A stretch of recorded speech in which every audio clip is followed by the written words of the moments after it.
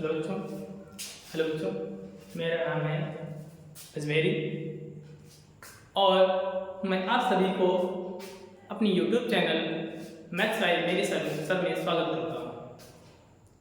और मैं आप सभी के लिए लाया हूँ मैथ्स की एक शाखा जिसे हम त्रिकोणमिति के नाम से जानते हैं। हम उन सभी के डिस्कशन से संबंधित सवाल लेकर आए। तो सबसे पहले हम आपको इसका ब्रॉड एरिया बताएंगे।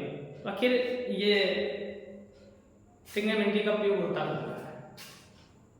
जो मैं ट्रिग्नोमेट्री आपको पढ़ाऊंगा, बताऊंगा, सिखाऊंगा, उसका आप उपयोग कहाँ कहाँ कर पाएंगे। आखिर इसका यूजेस एक लिमिटेशन में होगा कि आपको इसका उपयोग काफ़ी ब्रॉड क्षेत्र में करेंगे। तो आइए जानते हैं। सबसे पहले हम डिस्कशन करेंगे कि आखिर हम इसका प्रयोग कहाँ कहाँ कर सकते हैं। तो आइए देखते हैं कि त्रिकोणमिति का प्रयोग कहाँ कहाँ कर सकते हैं। तो त्रिकोणमिति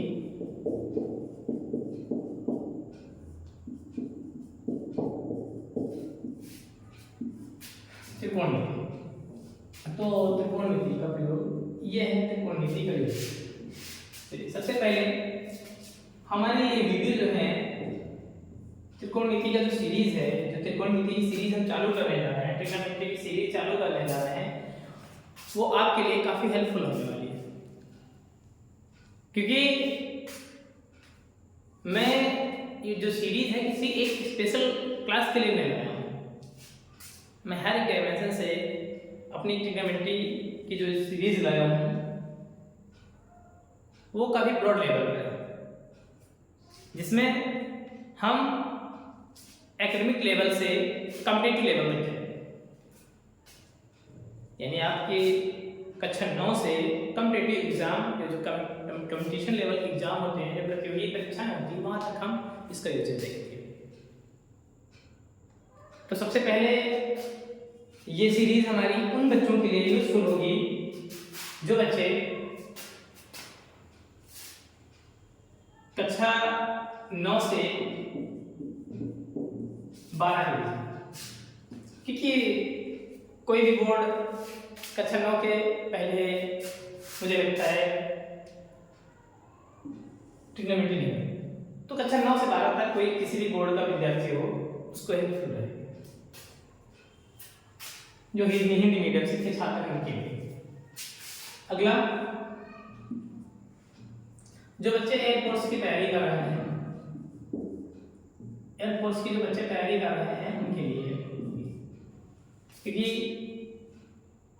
एयरफोर्सेज में कुछ परसेंट हिस्सा 5 से 10 नंबर के जो सवाल हैं एयरफोर्स में पूछे जाते हैं इससे संबंधित। अगला जो टॉपिक है वो सीडीएस। जो बच्चे सीडीएस का एग्जाम देते हैं, एनडीए का एग्जाम देते हैं, उनके लिए भी काफी हेल्पफुल है, क्योंकि इसका कुछ ऐसा है सीडीएस का एनडीए एग्जाम। अगला है कुछ अदर कॉम्पिटिटिव एग्जाम होते हैं, अदर कॉम्पिटिटिव एग्जाम। कॉम्पिटिटिव जो एग्जाम होते हैं उनमें जैसे SSC CGL, SSC CGL, SSC CGL. और जो बच्चे एकेडमिक लेवल पर एग्रीकल्चर से होते हैं उनके लिए भी काफी है। तो और अगला जो वो है उन बच्चों के लिए ये वीडियो हेल्पफुल रहने वाली है जो बच्चे बीटेक या इंजीनियरिंग की क्लास कर रहे हैं।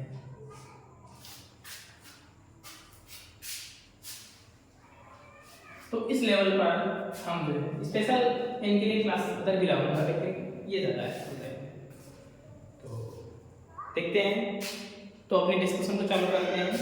आज थोड़ा हम त्रिकोणमिति का परिचय देख सकते हैं कि आखिर त्रिकोणमिति का अर्थ क्या होता है, मतलब क्या होता है, इसके अध्ययन से हम क्या सीख सकते हैं,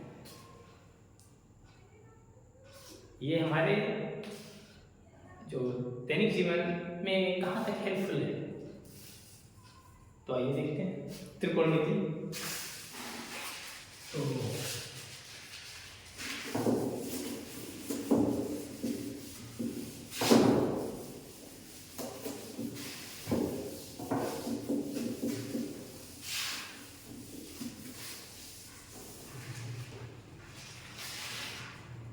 त्रिकोणमिति का मतलब पहले जानते हैं। त्रिकोणमिति का अर्थ क्या होता है? त्रिकोण मिति का अर्थ, तो त्रिकोणमिति दो शब्दों से निकलना है,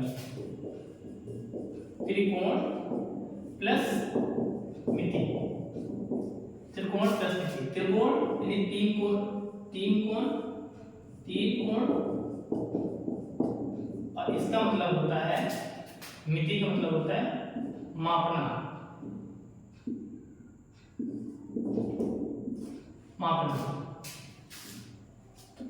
तीन कोणों का मापना।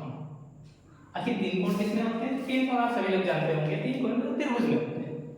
भाई तीन कोण के साथ मतलब होते हैं त्रिभुज में। तो त्रिभुज क्या होते हैं? तीन भुजा होते हैं, बड़ी में आप लोग त्रिभुज कहते हैं, जैसे ये ए बी सी, ये क्या है? कोण। इसको हम क्या कहते हैं? ये कोण है। ये क्या है? कोण। और ये क्या है? कोण। कोण को हम किस सिंबल से दर्शाते हैं? ये कोण ऐसे रहते हैं, जैसे कोण ए, कोण बी, कोण सी। तो त्रिकोणमिति भी किसी त्रिभुज की भुजाओं और उससे संगत बने कोणों का ही अध्ययन है। क्या है? त्रिकोणमिति किसी त्रिभुज की भुजाओं और कोणों के बीच संबंध का अध्ययन करता है। तो देखते हैं आगे त्रिकोणमिति के लिए। पहले जानेंगे त्रिभुज में कौन सी भुजा को क्या कहते हैं। त्रिकोणमिति में त्रिभुज में कौन सी भुजा को क्या कहते हैं? तो सबसे पहले जैसे कोई एक त्रिभुज है, मान लीजिए कोई त्रिभुज है। अभी मैंने बताया त्रिभुज में तीन कोण होते हैं, एक कोण, दूसरा कोण और तीसरा कोण। कोण ए, कोण बी और कोण सी। कितने कोण होते हैं? कितने कोण होते हैं? तीन कोण। कोण ए, कोण बी, कोण सी। A B C. इसमें देखिए तीन भुजाएं भी होती हैं। अब इस भुजा को क्या कहते हैं, इसको क्या कहते हैं और इस भुजा को क्या कहते हैं? इसको कहते हैं हम लंब। ये क्या है?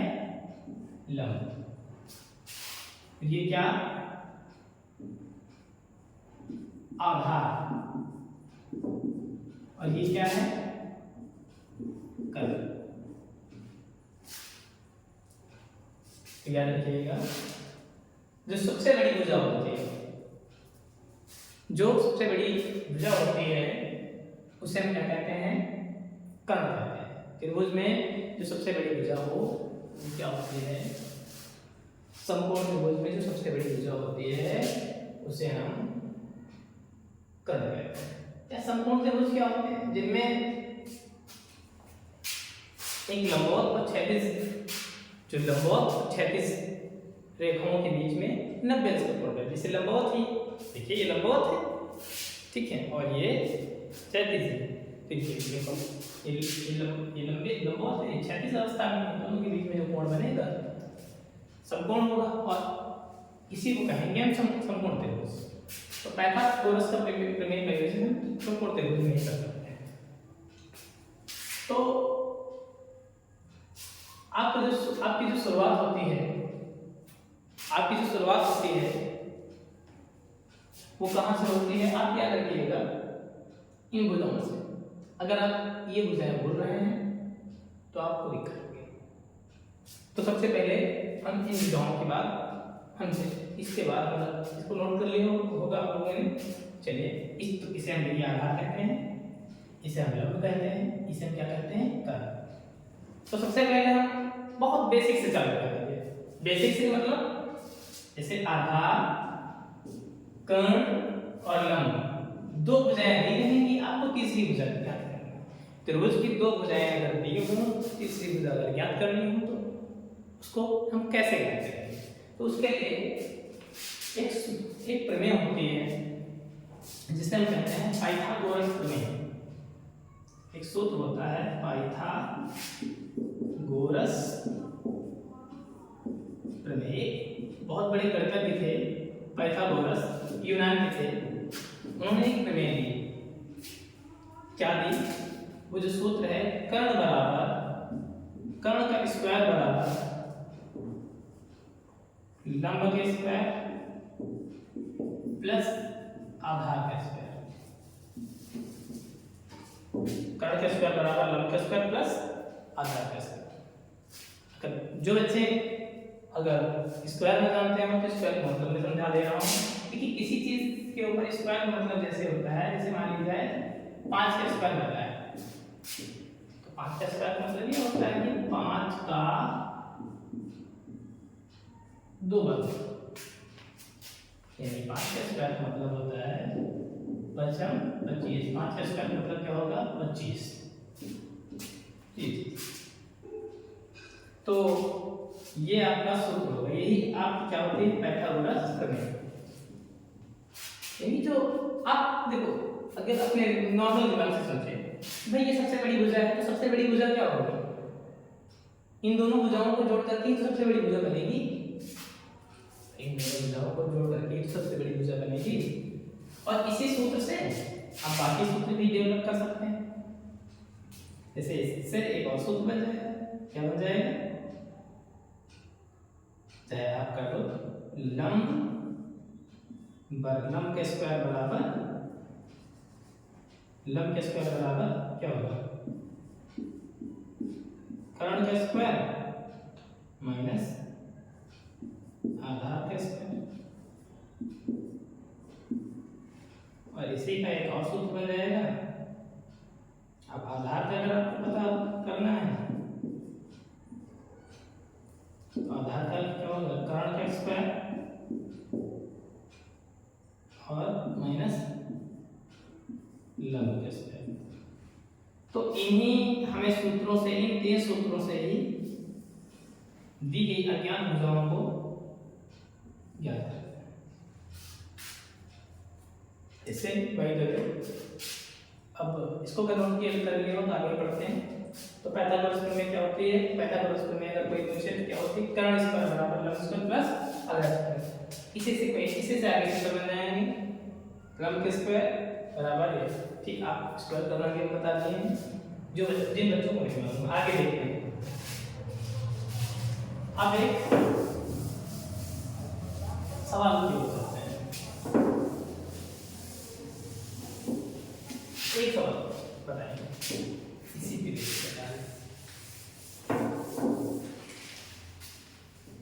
ऐसे एक सवाल बन गया। मान लीजिए ऐसे आएगा भी किसी त्रिभुज ABC में भुजा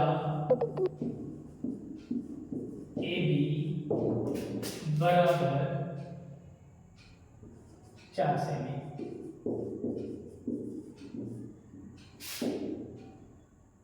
व BC बराबर 3 सेमी तथा है तो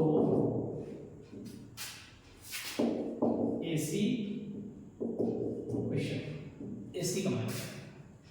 तो पहले आप देखिए क्या दिया, सवाल में क्या दिया हुआ है, क्वेश्चन में दिया हुआ है यदि किसी त्रिभुज एबीसी में भुजा एबी बराबर 4 सेमी, बीसी बराबर 3 सेमी, ऐसे एसी का मान ज्ञात करना है।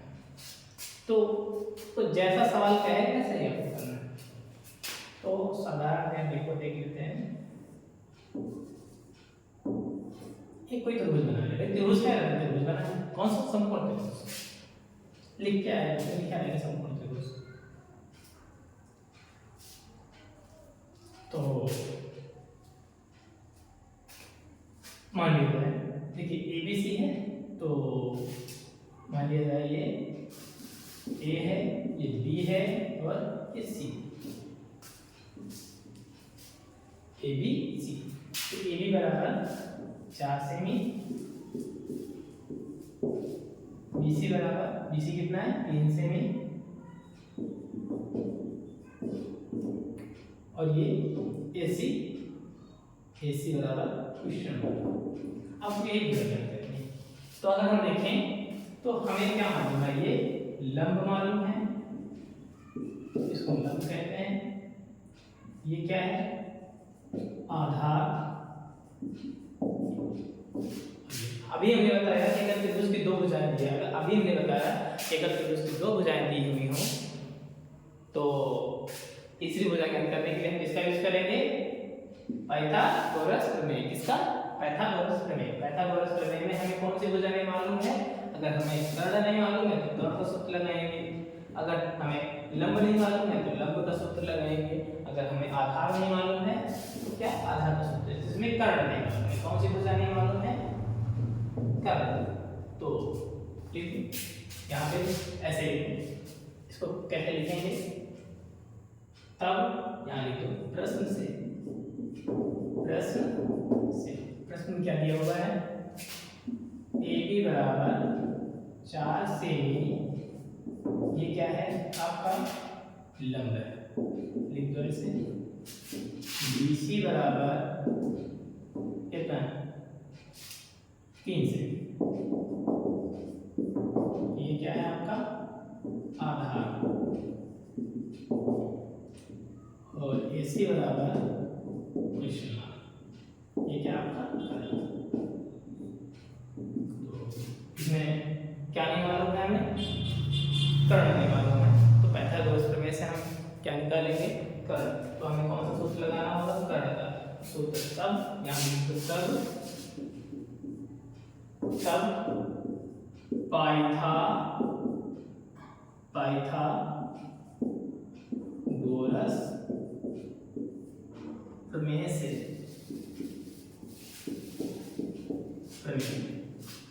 तो पाइथागोरस प्रमेय से इसका मतलब है,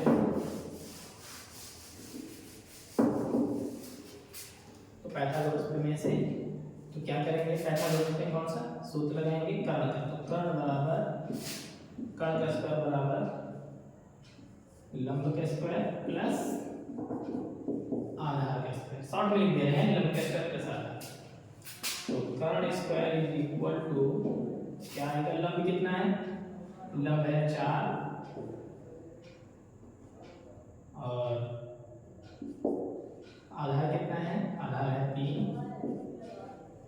कर्ण किसे कहते हैं, एसी। ये एसी का स्क्वायर इक्वल टू 4 का कितना होता है, 4 का होता है 16। 4 का स्क्वायर करोगे, 4 का स्क्वायर देख लो इधर, 4 का अगर हम स्क्वायर करेंगे, 4 का स्क्वायर इक्वल टू 4 गुणे 4 कितना आएगा 16। अभी मैंने बताया 3 का स्क्वायर है 3 गुणे 3 यानी कितना आएगा 9। यहाँ पे क्या आएगा 9, क्या आ जाएगा 16 में कितना होता है 25। तो AC equal to AC square equal to 25। तो याद रखिएगा बच्चों, जब कभी भी आपको लगे, जब कभी भी आप स्क्वायर हटाएंगे, तो कभी भी आप स्क्वायर हटाते हैं तो क्या होता है, जब स्क्वायर हटाएंगे तो क्या इसका वर्गमूल लेते हैं। तो इसका वर्गमूल AC, इसका वर्गमूल का मतलब 25 का वर्गमूल कितना होता है 5, अंडर रूट लगा दो इसमें बराबर 5, यानी कि अर्थात AC का मान क्या निकला 5 सेमी, क्या निकला 5। इस तरह से हम इसको सॉल्व करते हैं। सबसे पहले देखिए क्या कैसे सवाल रहेगा? सवाल ऐसे रहेगा, यदि किसी त्रिभुज एबीसी में कोण भी समकोण है, ऐसे भी हो सकता है या ऐसे ले सकते हैं, बीच वाला कोण समकोण में है, समकोण त्रिभुज लिखा जाएगा। किसी त्रिभुज एबीसी में भुजा एबी बराबर 4 सेमी, बीसी बराबर 3 सेमी है, तो एसी यानी कर्व, यहाँ पे कोई भी अच्छा दे सकते हैं, A B R, P Q R, L M N, कोई भी अच्छा दे सकते हैं, उससे कोई दिक्कत नहीं, घबराना नहीं है, आपको ये ध्यान रखना है, ठीक है।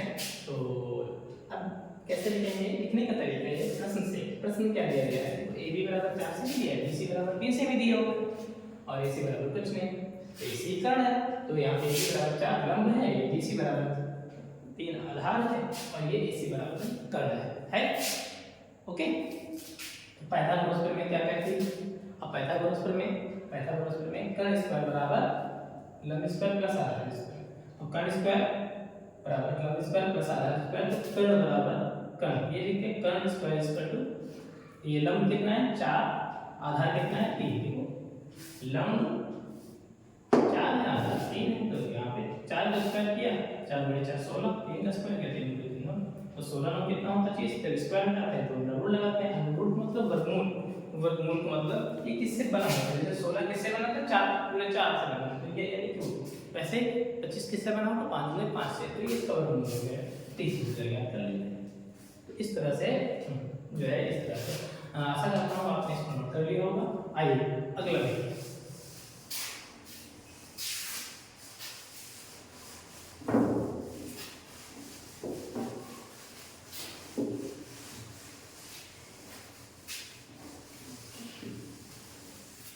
तो दोस्तों कैसा लगा? आपको समझ में आया?